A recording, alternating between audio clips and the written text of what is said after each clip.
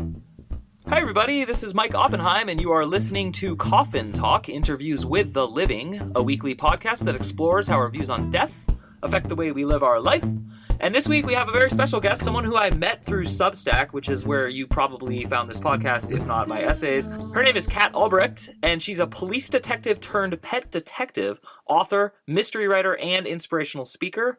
Since 1998, she has trained professional and volunteer pet detectives, some with dogs, trained to track lost pets even, and through her online Pet Detective Academy. You can read her quirky and fascinating stories through her Substack called Armed Robbers to Airedales, and I am a fan and a huge avid fan, actually, of her Substack, and I read everything you write, Kat, and I've been so excited to talk to you. So welcome to the show. How are you?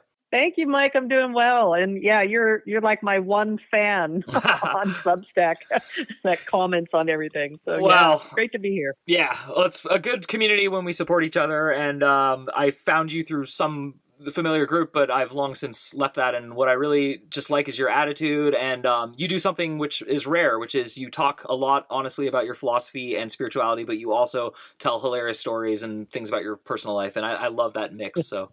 And in case it comes up during the podcast, everyone, there will be a direct link in the notes section of this podcast to find her Substack. So just know that ahead of time.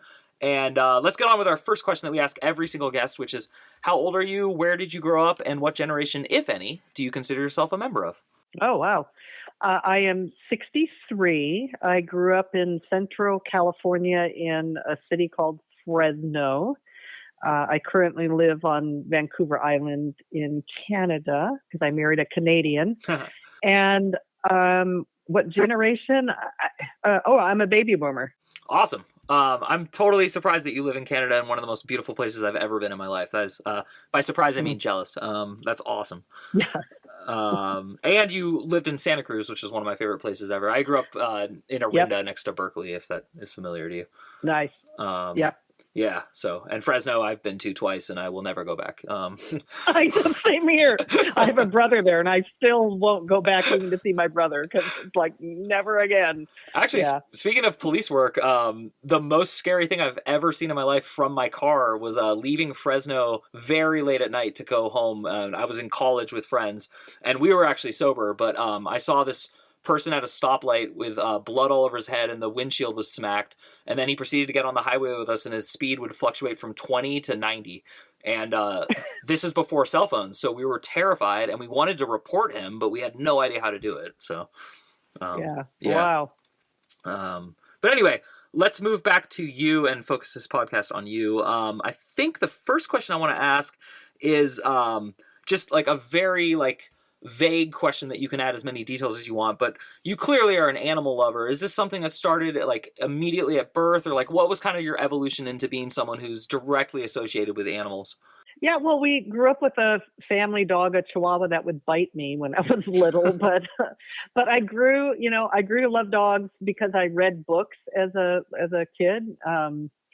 And, like the Big Red book, Big Red was a series about an Irish setter, and Old Yeller, of course, was the one that cried at the end. But I read dog books and just became fascinated, especially with hunting dogs. And so I grew to want a Weimaraner, which is a silver colored, beautiful bird dog. And that's what I ended up ultimately getting and training as my first cadaver dog, and her name was Rachel. And on my Substack, I'm writing it was a published memoir called Pet Tracker. So I'm sharing that on my Substack for free. And Rachel was the key dog, the first dog that I trained as a pet tracker. So it's been a lifelong love of dogs and also law enforcement that led me initially into police work when I was 31. Yeah. And like I tried to explain in my introduction about you kind of write about four things, and I love the mystery. Like every time I get a little inbox notification that you wrote something new, I'm like, ooh, what's it going to be about? And I'm going to ask you questions about all four topics, but let's stick to this one for a little bit. This is probably the most annoying question you're ever going to get asked, but I'm asking on behalf of people my age.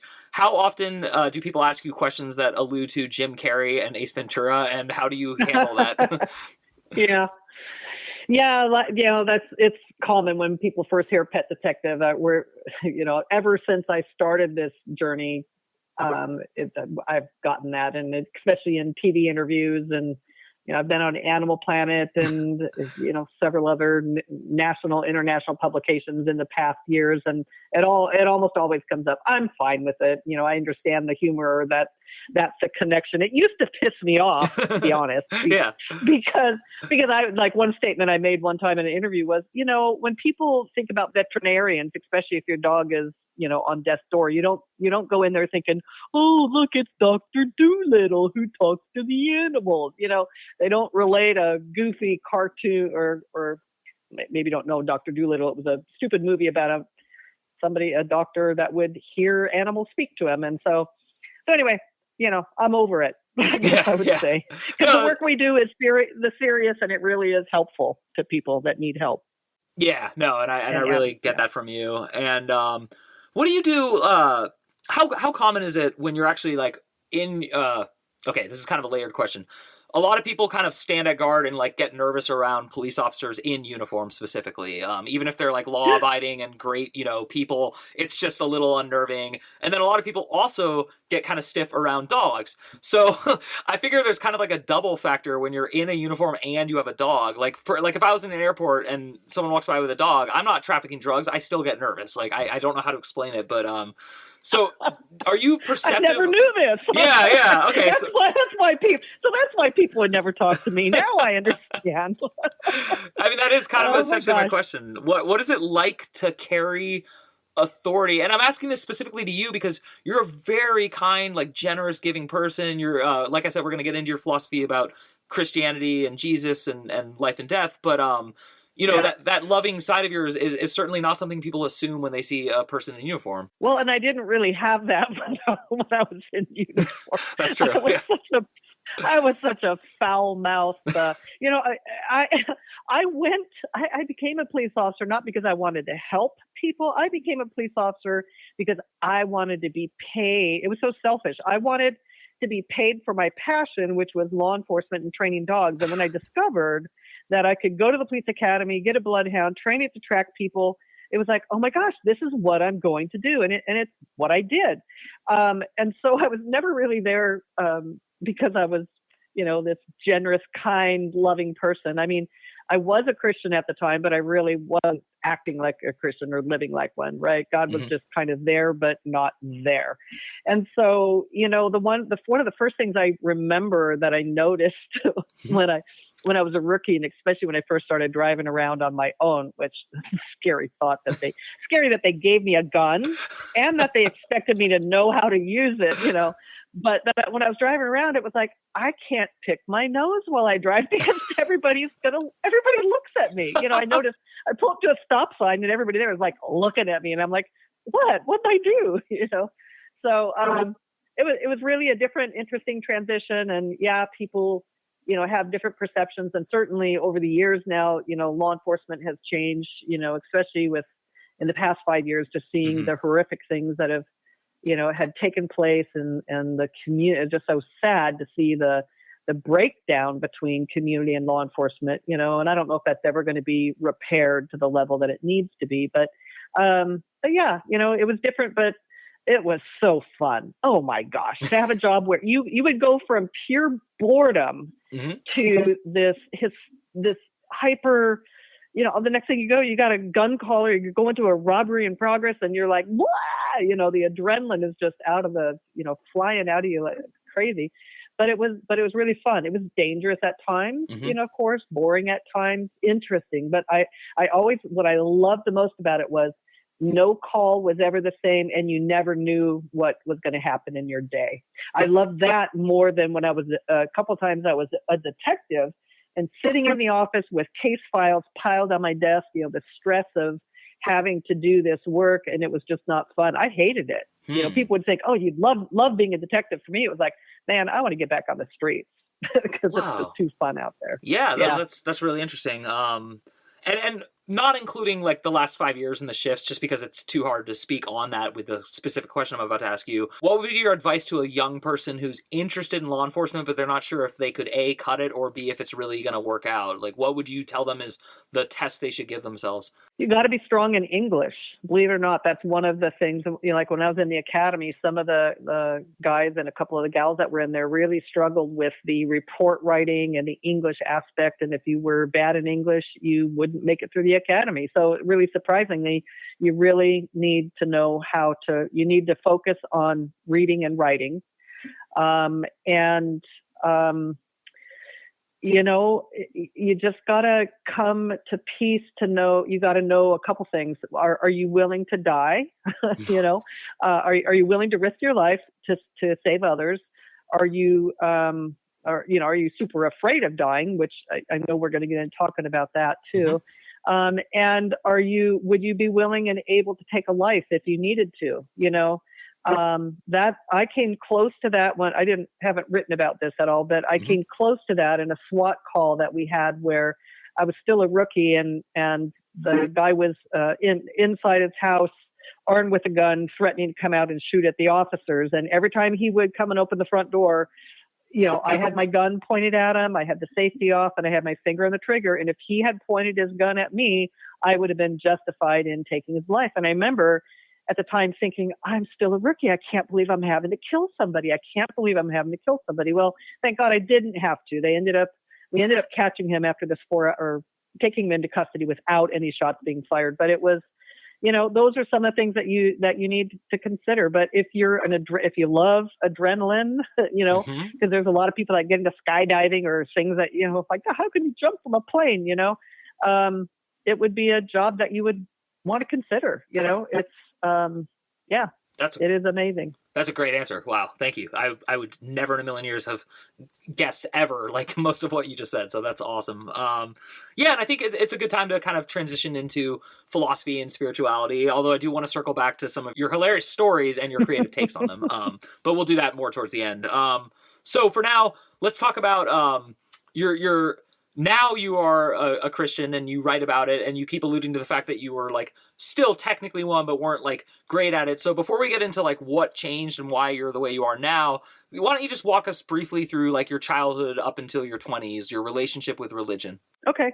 So, I was raised in a real super ultra conservative religious church, where I really it was about Jesus and God, but it was all this formalized reading of these pre-done prayers. I never was really told that Jesus is alive and that he wants to live inside of you and have, because we are spiritual beings, we're body, soul, and spirit. And that he loves me enough that he died for me and that, that I can have an intimate relationship, that the God that created everything wants to live inside of me and wants to speak to me and has a plan for me and all this stuff. It was like, that just was never in my paradigm and I never heard that.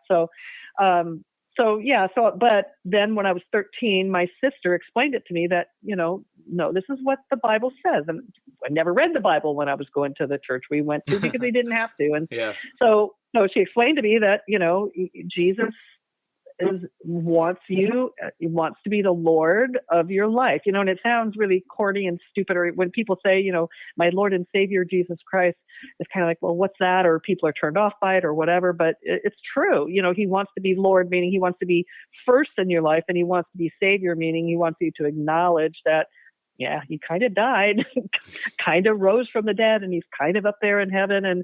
But at the same time, the spiritual aspect, he can be inside of you. And so it was like, what, really? So at 13, I invited him into my heart. And as I was growing up as a teen, he was just kind of there. But then I drifted away, and so for 20 something years, I was out, drinking, sleeping around, doing all the things that Christians aren't supposed to be doing, and led a very independent life, really apart from God. But it wasn't until like in 1988 that I finally kind of circled back around and said, okay, God, I want you in my life. And so I kind of like they call it rededicated my life to him. And so it was actually then jumping ahead 93 when I had, and I'm writing about this in my Substack and my under Pet Tracker. That's my memoir that I tell that story of how I made that transition. And I just had this, I was so desperate because my passion was to use my bloodhounds on, criminal cases. And yet I wasn't being allowed to do that. And so I was being blocked from my passion, and I wanted out of that police officer job that I had. And I was so desperate. I had heard a sermon about hearing God's voice, and I was like, really? But what happened was I was so desperate that I said, God, if, speak to me. And so my first step was I believed it was possible. And that's one huge thing that we don't realize in North America is because we're in such a humanistic culture here in North America, and unbelief is such a huge thing. There's just so few people that really believe in a lot of things I'm talking about. And we all have to make that decision. Are we going to believe or not, Mm-hmm. And so I said, God, speak to me. And he spoke.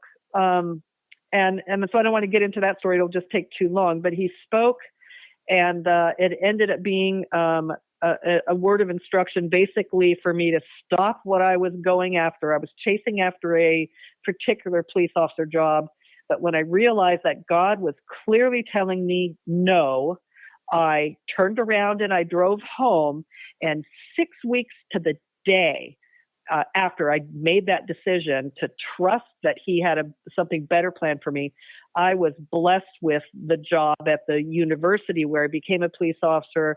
I started using my dogs on cases. My dogs started finding evidence on a homicide case. The doors, God just opened up the doors for that passion I had to use my dogs that I had trained. I haven't gotten to that part in my story yet, but my dogs were very successful. And then the turning point came in 1996 when my bloodhound, AJ, he had saved a man's life and earned a national life-saving award and all these great things. He went missing. My own bloodhound dug out and was lost in the Santa Cruz Mountains. And I'm like, oh my God, what do I do? I brought another dog in. I scented that dog on his bedding, and that dog tracked him down in 20 minutes. And that's when God gave me the idea, I know how to train dogs to find people. Why aren't we training them to find lost pets? We have drug detection, bomb detection, termite, now COVID detection, all kinds of detection dogs. Why aren't we training cat detection dogs and taking them out and helping families find their missing pets?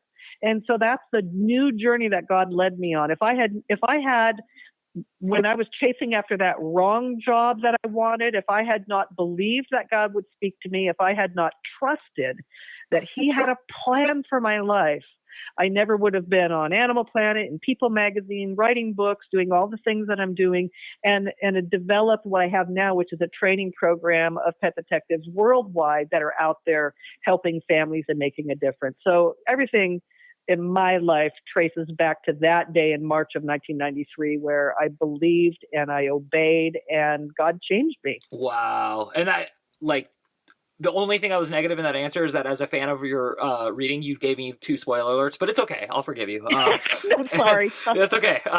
The AJ thing nearly crushed my heart, but as long as I know it's okay, I'm fine. It was funny because before the call, to our audience, I'm explaining this. My wife is always on the calls, and she's as much of an animal lover as I am, if not like 20 million times more.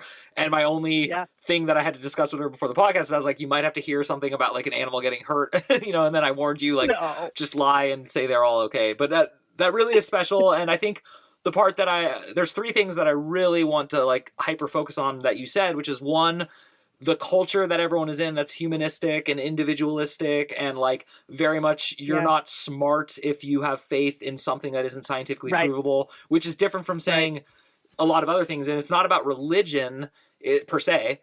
It's about faith in a power. And then the other thing you said, I think that is alarming in an individualistic culture like ours, is this idea that something else would get inside of us and tell us what to do. That's a very like anti-American specifically, and yet to me, and I'm 42 the day we're recording this. I didn't turn 42 today, but as we record this, and it's funny because if you told me that at like 33, I would have responded pretty similarly. I would have said, yeah, that sounds lame, Kat. Like, I don't want someone controlling me. And now I'm like, oh, Yeah. I need to go in my backyard after this call and close my eyes and ask God for guidance again, because like it's actually fun to not follow orders, but to follow passionate guidance. Oh my God. I can't even tell you what an amazing life it is to live like this, because I've lived the other side.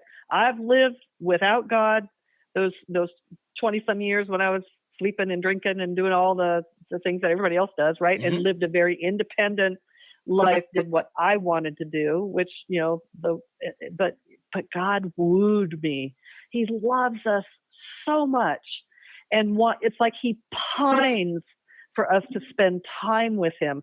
The best book I can recommend on this subject to learn more about hearing his voice is a book called Forever Ruined for the Ordinary. Forever Ruined for the Ordinary. And the author is Joy Dawson.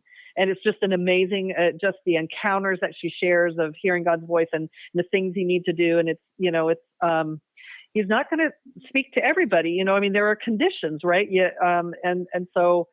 But basically there were three different sources of things that you can hear, or the thoughts that come to you. They can either come from yourself, they can come from the demonic world, or they can come from the heavenly. They can come from God, Jesus, Holy Spirit, whatever, the three in one. And so that's kind of the principles behind that, right? So we're always thinking things, but we don't realize that there are forces out there. I mean, when you think about like the school shootings, I mean, some of the crazy, the crime, the things you see happening in the news and stuff, like what are they thinking? Well, those thoughts came from somewhere. And I also think what's really important for people to hear in that is that your thoughts are not to be trusted or not trusted. They're just thoughts. But meanwhile, there's a secondary mechanism to test them, which is, I use the word intuition because I'm most comfortable with it. And my wife and I even have like an inside joke, which is if I ask her for advice and she says, I think, I stop her and I say, no. I don't want to know what you think. I want to know, because I know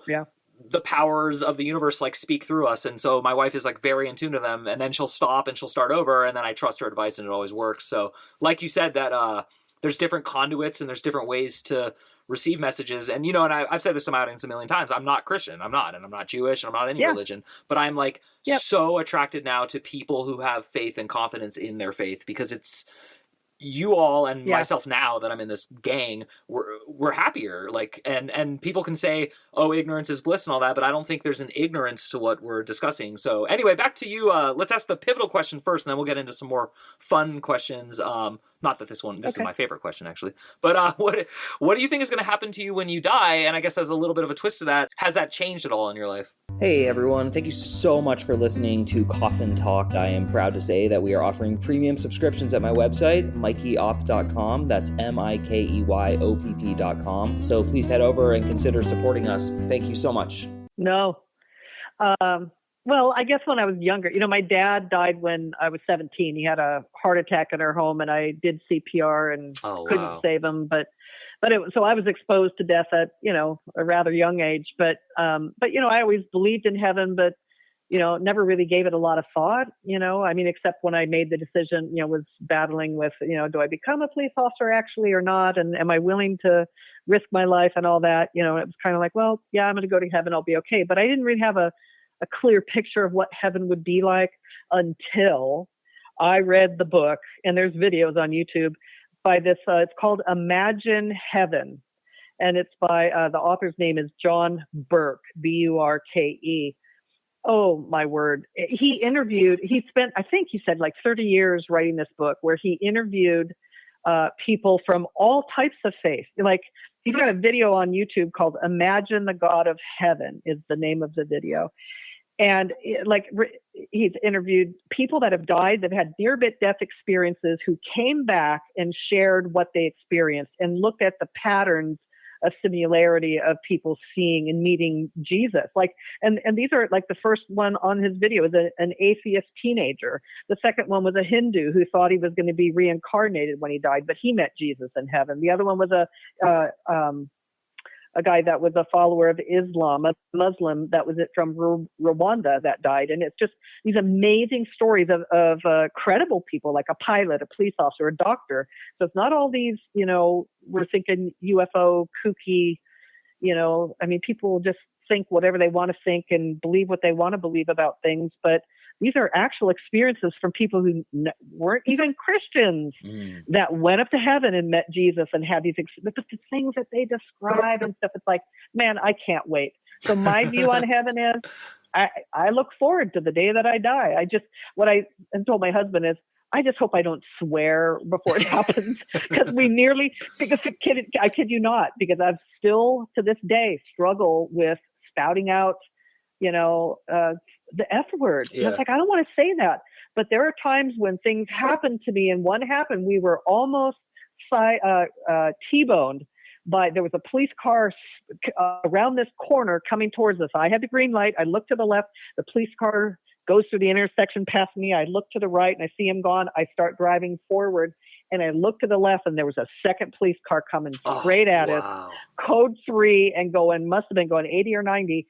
And thank goodness I knew not to brake, because if I had done what most people do, would be to stop, we would have been T-boned, and it would have been bad. And I instead instinctively stepped on the gas and got going through in front of the police car, got out of his way. But I said the F word. And I said to my husband, I would like to know that at the moment I'm going to die, that I'm saying, Jesus, here I come, instead of the F word. Right. But, we're all human. Nobody's perfect. And yeah, God loves us. I think the tenets of forgiveness, and also I believe intentionality matters. So I think there's swearing at someone and wishing that they feel negativity coming from you is like one thing. And then, a crutch phrase that we've trained ourselves to say is another thing. So, I mean, that's just my philosophy, but. Yeah. And so I guess kind of back to your work and your life, which, by the way, I didn't say this at the time, but I love that, you knew what you wanted to do, but you were wrong about specifically what you wanted to do. And then this other idea that no one had even come up with, or at least made popular, is what you end up doing. And now that's what you're A, famous for, and B, it's such a cool and nuanced thing. So I would like to focus the rest of the podcast on your relationship to training and using animals, and how you want to present that to people who love animals. So I guess I'd start with, pets don't live as long as we do. And that's the hardest part of getting a pet. The older I get, it makes it harder, not easier. Yeah. Do you have a philosophy on that? I'm just mad that I'm mad that God made it that parrots live for 30 years and dogs only live for 10 or 15. It's it's so not fair,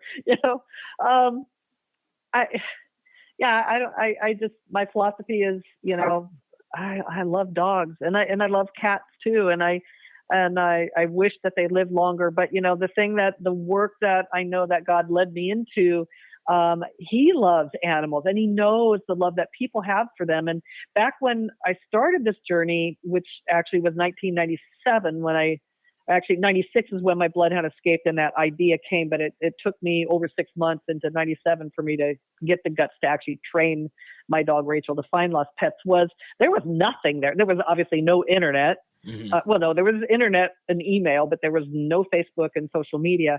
There was nothing like there is today of the many people that there is help out there to help you find your missing pet.